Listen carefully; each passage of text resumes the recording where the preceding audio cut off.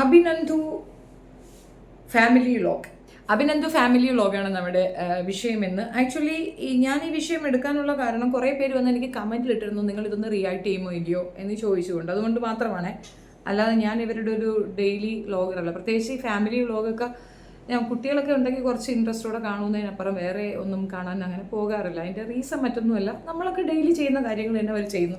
അതിനകത്ത് എന്ത് സ്പെഷ്യാലിറ്റി ഒന്നുമില്ല, പ്രത്യേകിച്ചൊന്നും കാണാനില്ല, അതുകൊണ്ട് പോകാറില്ല. ഞാനും ഒരു വിധവയാണ്. സോ എനിക്ക് കുറേ അധികം കാര്യങ്ങൾ ഇതിനെപ്പറ്റി റിലേറ്റ് ചെയ്ത് സംസാരിക്കാൻ പറ്റുമെന്നുള്ളത് കൊണ്ടായിരിക്കും പലരും വന്നിട്ട് ഇതിനെപ്പറ്റി ഒന്ന് റിയാക്ട് ചെയ്യുമെന്ന് ചോദിച്ചിട്ടുണ്ടാവുക. അഭിനന്ദു എന്ന ആള് വിവാഹം കഴിച്ചു എന്നുള്ളതാണ് വാർത്ത. അപ്പോൾ വാർത്തയ്ക്ക് അടിസ്ഥാനം അറിയാൻ വേണ്ടിയിട്ട് ഞാൻ അവരുടെ ചാനൽ കയറി കണ്ടിരുന്നു. അതെ, പുള്ളിക്കാരത്തി വിവാഹം കഴിച്ചിരിക്കുന്നു. പുതിയ ഭർത്താവുമായിട്ട് മകൾക്കൊപ്പം ഇരുന്നു കൊണ്ടുള്ള ഫോട്ടോസാണ് കൂടുതൽ പബ്ലിഷ് ചെയ്തിട്ടുള്ളത്.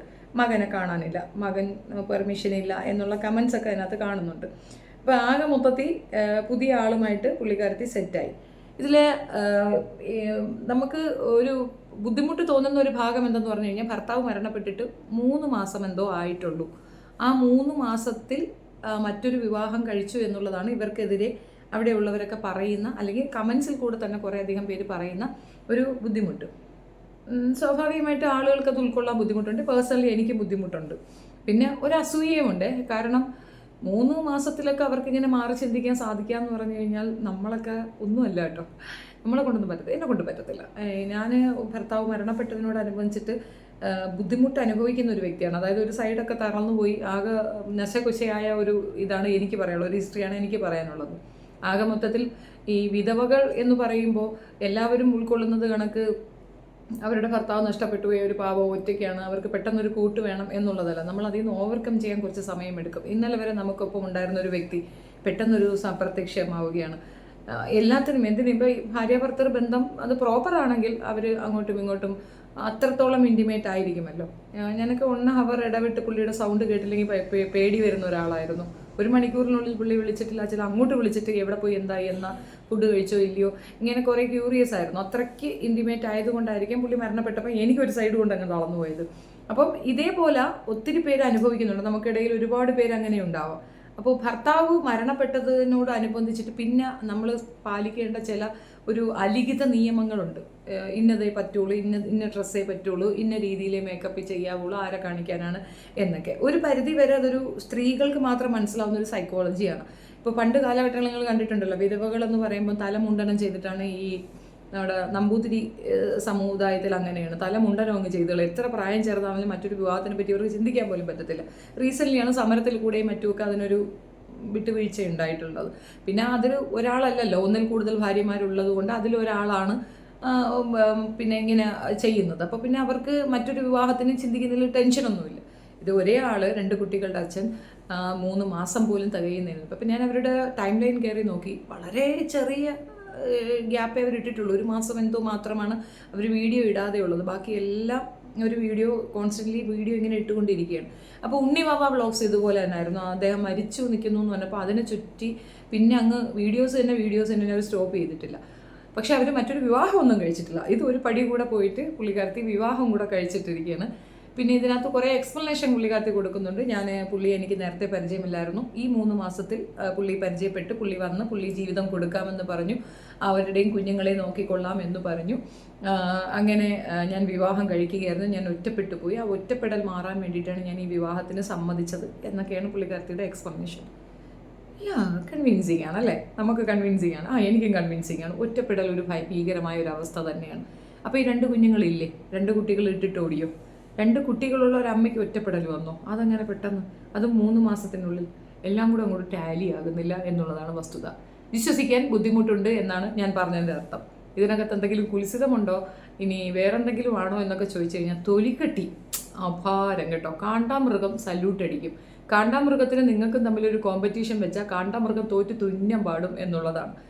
എനിക്കിത് ഉൾക്കൊള്ളാൻ ബുദ്ധിമുട്ടുണ്ട്. അതുകൊണ്ട് തന്നെയാണ് എൻ്റെ ഒരു അഭിപ്രായമാണ് ഞാനിവിടെ രേഖപ്പെടുത്തുന്നത്. നിങ്ങളുടെ അഭിപ്രായം നിങ്ങൾ കമൻറ്റിൽ പറയുക. വിവാഹം എന്ന് പറയുന്നത് വളരെ വളരെ അത്രയും പ്രഷ്യസ് ആയ ഒരു ഇമ്പോർട്ടൻ്റ് ആയിട്ടുള്ള റിലേഷൻഷിപ്പ് തന്നെയാണ്. ആ പ്ലേസ് എന്ന് പറയുന്നത് ഒരാൾക്കും റീപ്ലേസ് ചെയ്യാൻ പറ്റാത്ത അത്രയും തക്കവണ്ണം പ്രിഷ്യസ് ആയ ഒരു ഇതാണ്. നമുക്ക് അങ്ങനെ ഒരു റീപ്ലേസ്മെൻറ്റ് വന്നാൽ ആ സ്പേസ് അത്രത്തോളം ഇമ്പോർട്ടൻ്റ് ആണ്. എൻ്റെ റീസൺ ഞാൻ പറഞ്ഞുതരാം. ഇപ്പം മകനുണ്ട്, അച്ഛനുണ്ട്, സഹോദരനുണ്ട്, നമുക്ക് ഒരുപാട് റിലേഷൻസ്, അങ്ങനെ ഒരുപാട് റിലേഷൻഷിപ്പ് വരുമെങ്കിലും ഇതെല്ലാ റിലേഷൻഷിപ്പും മെയിൻറ്റെയിൻ ചെയ്യാൻ പറ്റുന്ന ഒരു വ്യക്തിയാണ് നമുക്കിപ്പോൾ ഉള്ളത്. കൂടെ ഹസ്ബൻഡും ആകാൻ പറ്റും. അച്ഛന് ഹസ്ബൻഡ് ആകാൻ പറ്റുമോ? പറ്റില്ല. മകന് പറ്റുമോ? പറ്റില്ല. പക്ഷേ മകനാകാനും അച്ഛനാകാനും ഹസ്ബൻഡ് ആകാനും ഒക്കെ നമ്മുടെ പാർട്ട്ണർക്ക് പറ്റും. അപ്പോൾ അതുകൊണ്ട് എല്ലാ റിലേഷൻഷിപ്പും ഒരുപോലെ പെർഫോം ചെയ്യാൻ പറ്റുന്ന ഒരു റിലേഷൻഷിപ്പാണ് ഹസ്ബൻഡ് എന്ന് പറയുന്നത്. അതേപോലെ തന്നെ ഭാര്യയ്ക്ക് ചില സമയത്ത് അമ്മയാകാം, മകളാകാം, സഹോദരിയാകാം. എല്ലാ റോളും ഭാര്യയ്ക്കും ഇത് ചെയ്യാൻ പറ്റും. ഇപ്പോൾ ഭാര്യ എന്ന് പറയുന്നത് നിസ്സാരപ്പെട്ട ഒരു പൊസിഷൻ അല്ല. അത് കറക്റ്റായിട്ട് പെർഫോം ചെയ്യുന്ന ഒരു കാര്യമാണ്, അല്ലാത്തൊരു കാര്യമല്ല. അങ്ങനെയുള്ള ഒരു വ്യക്തി, നമുക്കൊപ്പമുണ്ടായിരുന്ന ഒരു വ്യക്തി പെട്ടെന്ന് അങ്ങോട്ട് നഷ്ടപ്പെടുകയാണ്. പുറത്ത് നോക്കൂ, നമ്മളതിൽ നിന്ന് ഓവർകം ചെയ്യാൻ മിനിമം ഒരു മാസമെങ്കിലും വേണം അല്ലേ, നമ്മളൊന്ന് എഴുന്നേറ്റിരിക്കാൻ. എൻ്റെ ഒരു അവസ്ഥ അതാണ്, ഭയങ്കര പാടാണ്. അത് വെരി നെക്സ്റ്റ് മൊമെൻറ്റിൽ തന്നെ എല്ലാം സടകുടഞ്ഞ് എഴുന്നേറ്റ് കുളിച്ച് കൂത്താടി പുറത്തേക്ക് ഇറങ്ങാൻ പറ്റുന്ന ഒരു സാഹചര്യം നമുക്കില്ല. വിധവയായതുകൊണ്ട് തന്നെ, കുഞ്ഞുങ്ങൾ ഒറ്റയ്ക്കായതുകൊണ്ട് തന്നെ ഒരു പരിധിവരെ എല്ലാവരും സപ്പോർട്ടും ചെയ്യും. 3 മാസത്തിനുള്ളിൽ മറ്റൊരു ഇണയെ കണ്ടുപിടിക്കാനും തക്കവണ്ണമുള്ള ഒറ്റപ്പെടൽ അവർക്ക് എങ്ങനെ സംഭവിച്ചു എന്നുള്ളത് വിശ്വസിക്കാൻ നല്ല പ്രയാസമുണ്ട്. കാണുമ്പോൾ ഫീലിംഗ് പുച്ഛം എന്നതിനപ്പുറം ഒന്നുമില്ല. ഏതായാലും ഇനിയിപ്പോൾ എൻ്റെ പുച്ഛം കൊണ്ട് അവർക്ക് എന്തെങ്കിലും സംഭവിക്കുമെന്ന് ചോദിച്ചാൽ എനിക്കറിയത്തില്ല. ഇതിനകത്ത് കുറേ കമൻസ് വന്നിട്ടുണ്ട്. അപ്പം നമുക്ക് കമൻസിലേക്ക് ഒന്ന് പോകാം. നമ്മൾ കമൻറ്റിൻ്റെ ആൾക്കാരാണ്, നമ്മൾ കമൻറ്റാണ് നോക്കാൻ പോകുന്നത്. അപ്പോൾ ഒരു കമൻറ്റ് ഇതാണ്: എത്രയോ പേര് ഭാര്യയും ഭർത്താവും ഉണ്ടായിട്ടും അവിഹിതവുമായി പോകുന്നു. അത്രത്തോളം വരുമോ ഇത്? എത്ര പെട്ടെന്ന് മറക്കാൻ പറ്റുമോ? അതാണ്, അവൾ മറന്നാലും മക്കൾ എങ്ങനെ മറന്നു? കഷ്ടം. അപ്പം ആ മകള് കൂടെ ഇരുന്ന് ചിരിക്കുന്നതാണ് ഇവർക്ക് കൂടുതൽ ദേഷ്യമായെന്ന് തോന്നുന്നു. അതുകൊണ്ടാണ് ആ കമൻസ് അങ്ങനെ. അപ്പം ഷാനി വേൾഡ് ഇട്ട ഒരു ചോദ്യമാണ്: എത്രയോ പേര് ഭാര്യയും ഭർത്താവും ഉണ്ടായിട്ടും അവിഹിതവുമായി പോകുന്നു. അത്രത്തോളം വരുമോ ഇത്? തീർച്ചയായിട്ടും അവിഹിതം വേറെയാണ്. അവിഹിതം എന്ന് പറയുന്നത് ഒരു കാരണവശാൽ നമ്മുടെ പാർട്ട്ണറോട് നമുക്ക് റെസ്പെക്റ്റോ സ്നേഹമോ ഉണ്ടെങ്കിൽ നമ്മൾ ചെയ്യത്തില്ല. നമ്മുടെ ഭർത്താവ് നമുക്കൊപ്പം ഉണ്ടെങ്കിൽ നമുക്ക് മറ്റൊരു പുരുഷനെ ചിന്തിക്കാൻ പോലും പറ്റത്തില്ല. എന്നെ കൊണ്ട് പറ്റൂല. എൻ്റെ കാര്യമാണ് ഞാൻ പറഞ്ഞതും. പൊതുവിലെ പെണ്ണുങ്ങളൊക്കെ അങ്ങനെയായിരിക്കും, അവർക്കൊക്കെ അങ്ങനെ ചിന്തിക്കാൻ ബുദ്ധിമുട്ടുണ്ടായിരിക്കും. ഇനി ഭാര്യയുടെ അവസ്ഥ അങ്ങനെ തന്നെ. നിന്റെ സ്പേസിലേക്ക് മറ്റൊരുത്തിയെ അവൻ ചിന്തിച്ചിട്ടുണ്ടെങ്കിൽ അവൻ നിന്നെ സ്നേഹിക്കുന്നില്ല എന്ന് തന്നെയാണ് അർത്ഥം. അത് തെറ്റൊന്നുമല്ല, അത് തെറ്റല്ല. ഒരിക്കലും ക്ഷമിക്കാൻ പറ്റാത്ത ഒരു വലിയ ക്രിമിനൽ കുറ്റമാണ്. അപ്പോഴേ ജീവിതത്തിൽ നിന്ന് പറിച്ച് ദൂരെ കളഞ്ഞേക്കുക, അതാണ് വേണ്ടത്. അതിനെയും ഭർത്താവ് മരിച്ച് സത്യം പറഞ്ഞാൽ പുള്ളിയുടെ ശവകുടീരം ഒന്ന് തോണ്ടുകയാണെങ്കിൽ അത് ഈ പറയുന്ന സാധനം അടക്കപ്പെട്ടിട്ടുള്ളതാണെങ്കിൽ അത് ഇതുവരെ ചീഞ്ഞിട്ട് പോലും ഉണ്ടാവില്ല, പ്രോപ്പറായിട്ട് ചീഞ്ഞിട്ട് പോലും ഉണ്ടാവത്തില്ല. അത്ര പോലും ആകുന്നതിന് മുമ്പ് മറ്റൊരാൾ സ്വീകരിക്കുക എന്ന് പറയുമ്പം അത് ന്യായപ്പെടുത്തുന്ന ഷാനി വേൾഡിൻ്റെ ആ ഒരു ഇത് ഭയങ്കര സൂപ്പർ കേട്ടോ, സൂപ്പറാണ്.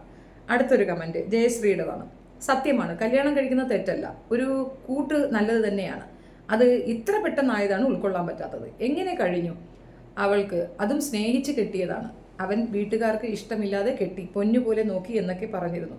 എന്നിട്ട് എത്ര പെട്ടെന്നാണ് അയാളെ മറന്നു ഒരു ജീവിതം തുടങ്ങിയത്. അത് സോഷ്യൽ മീഡിയയിൽ ആഘോഷിക്കുന്നുണ്ട്. ആ മക്കളെ സമ്മതിച്ചു. സ്വന്തം അച്ഛനെ ഇത്ര പെട്ടെന്ന് മറക്കാൻ കഴിഞ്ഞല്ലോ. പോയത് അനീഷിൻ്റെ വീട്ടുകാർക്ക് മാത്രം. സത്യമാണത്. ആ ഒരു എഴുത്ത് വളരെ കറക്റ്റാണ്. പുള്ളിക്കാരത്തിയെ ഇഷ്ടപ്പെട്ട് വിവാഹം കഴിക്കുമ്പോൾ വീട്ടുകാർക്ക് സപ്പോർട്ടില്ല, സ്നേഹിച്ച് കെട്ടിയതാണെന്ന് പറയുന്നു. അത്രയും സ്നേഹിച്ചൊക്കെ കെട്ടിയ ആ മനുഷ്യനെ നിമിഷ നേരം കൊണ്ടെടുത്ത് കെട്ടിലിട്ടിട്ട് പുള്ളിക്കാരത്തി അടുത്ത ആളിനെ തേടിപ്പോയിരിക്കുന്നു. വിവാഹം എന്ന് പറയുമ്പം അതിൽ മെയിനായിട്ട് വരുന്ന ഒരു കോഴ്സാണല്ലോ സെക്ഷൽ കോഴ്സ്. അത് എങ്ങനെ സാധിക്കും? I don't know. തൊലി കെട്ടിയ ഭാരം, അത്രയേ ഉള്ളൂ. നമുക്ക് അവരുടെ തന്നെ ഡിസ്ക്രിപ്ഷനിലേക്ക് ഒന്ന് പോകാം. ഡിസ്ക്രിപ്ഷനിൽ അവരെഴുതിയിരിക്കുന്ന ഇതാണ്: ഒരുപാട് നല്ല ഓർമ്മകളും സ്നേഹവും തന്ന് എന്നെയും മക്കളെയും ജീവന തുല്യം സ്നേഹിച്ച ഒരുപാട് ആഗ്രഹങ്ങളും സ്നേഹവും ബാക്കി വെച്ചിട്ടാണ് ഞങ്ങളെ വിട്ടുപോയത്. അതെല്ലാം എനിക്ക് സാധിച്ചു കൊടുക്കണം. അതിന് നിങ്ങളും എൻ്റെ കൂടെ വേണം. എൻ്റെ പൊന്നുമോളെ, നമ്മളെയൊന്നും അതിനെ കൂട്ടുവിളിക്കരുത്. നീ തനിച്ചങ്ങ് ചെയ്തോ. നിൻ്റെ ഡിസ്ക്രിപ്ഷൻ എനിക്ക് ഇഷ്ടപ്പെട്ടു. ഒത്തിരി സ്നേഹിച്ച ഒരു വ്യക്തിയെ 3 മാസത്തിനുള്ളിൽ തന്നെ നിനക്കെടുത്ത് കുപ്പയിലിടാൻ പറ്റിയെങ്കിൽ ഗ്രേറ്റ്, സൂപ്പർ. ഏതായാലും കല്യാണ മാമംഗത്തിൽ അടുത്ത കമൻറ്റ് വായിക്കാം. അശ്വതി അച്ചുവിൻ്റെ കമൻറ്റാണ്: ഭർത്താവ് മരിച്ചു, അല്ലെങ്കിൽ ഭർത്താവ് ഉപേക്ഷിച്ചു പോയി, അത് കഴിഞ്ഞ് കരഞ്ഞ് നിലവിളിച്ച് അവരെക്കുറിച്ച് ഓർത്ത് കാലം തള്ളി നീക്കുന്ന കാലം കഴിഞ്ഞു. ഇപ്പോൾ 10-60 ആയവർ പോലും വിവാഹം കഴിക്കുന്നു. ഇന്ന് ഒറ്റയ്ക്കാകുമ്പോൾ ആരും ആഗ്രഹിക്കും ദുഃഖമൊന്ന് പറയാൻ എങ്കിലും ആരെങ്കിലും ഉണ്ടായെങ്കിലും എന്ന്. ഈ ബാഡ് കമൻ്റ് ഇട്ടവർ പോലും അവർക്ക് ഈ അവസ്ഥ വരുമ്പോൾ ചിന്തിക്കും. ആരും ആഗ്രഹിക്കാനിട്ടല്ല, സമൂഹത്തെ പേടി, പിന്നെ ഒരു ജീവിതത്തിൽ എങ്ങനാവും, സക്സസ് ആകുമോ എന്ന പേടി. ഇത് രണ്ടും ഇല്ലെങ്കിൽ ആദ്യ വിവാഹം പോലെ സർവ്വസാധാരണമാകുമായിരുന്നു പുനർവിവാഹം. തെറ്റാണ്. അശ്വതിക്ക് അത് കാര്യം മനസ്സിലാവാത്തതുകൊണ്ടാണ്. പുനർവിവാഹം കഴിക്കുന്ന ഒരു തെറ്റൊന്നുമല്ല. 1, 2 ഒക്കെ 3 വേണമെങ്കിലും കഴിക്കാം, അതിലും കൂടുതലും കഴിക്കാം. അത് ഞാൻ പറയാം, രാധിക വിശ്വനാഥ് അല്ല, രാധിക എന്ന് പറയുന്ന തമിഴ് നടി 3 കല്യാണം കഴിച്ചു. 3ാമത്തതാണ് അവർക്ക് സേഫ് ആൻഡ് സെക്യൂർ ആയത്. അതുവരെയുള്ളതൊക്കെ പ്രശ്നം തന്നെയായിരുന്നു. അതുകൊണ്ട് അവരെ ആരെങ്കിലും എവിടെയെങ്കിലും നീക്കി നിർത്തുന്നുണ്ടോ, സമൂഹം അവരെ ആക്രമിക്കുന്നുണ്ടോ, ഒന്നുമില്ല. വനിതാ വിജയകുമാർ ഇപ്പോൾ 4ാമത്തെ കല്യാണം എന്താണ്, അവർക്കിട്ട് നല്ല കൊട്ട് കിട്ടുന്നുണ്ട്. അതുകൊണ്ട് എന്തുകൊണ്ടാണ്? കാമപ്പേക്കൂത്താണത്. ലൈഫിൽ നമ്മൾ ഒരാളെ ചൂസ് ചെയ്യുമ്പോൾ അയാളുമായിട്ട് മുൻപോട്ട് പോകാൻ പറ്റാത്തൊരു സാഹചര്യം ഉണ്ടെങ്കിൽ ഡിവോഴ്സ് തന്നെയാണ് ദ ബെസ്റ്റ് ഓപ്ഷൻ. രണ്ടുപേർക്കും പ്രശ്നമില്ലാതെ ഒഴിഞ്ഞു പോകുന്നതാണ് ഏറ്റവും നല്ല മര്യാദ. അങ്ങനെ ഒഴിഞ്ഞു പോവുകയാണെന്നുണ്ടെങ്കിൽ രണ്ടുപേർക്ക് സ്വസ്ഥത ഉണ്ടാകും. അല്ലാതെ അതിനകത്ത് കിടന്ന് അങ്ങോട്ടും ഇങ്ങോട്ടും നീ ആര് ഞാൻ ആരെന്ന് പറഞ്ഞാൽ അടി കൂടിയ ഒരു പ്രയോജനമില്ല. ഒഴിഞ്ഞു പോകുന്നതാണ് നല്ലത്.